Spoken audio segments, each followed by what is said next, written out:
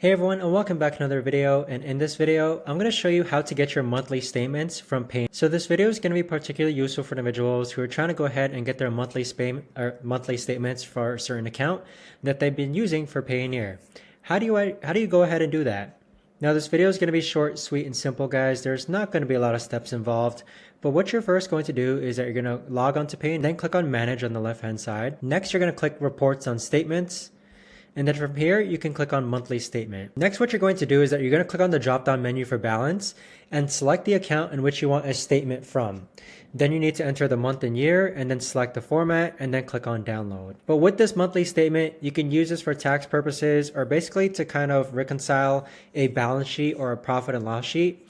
But that right there, guys, is the best and easiest way that I know of to actually go ahead and get monthly statements from Payoneer. If you guys know of a better or easier way to actually do this, let me know in the comments down below. I would love to know. Thanks so much for watching, everyone, and I'll see you guys all in the next video.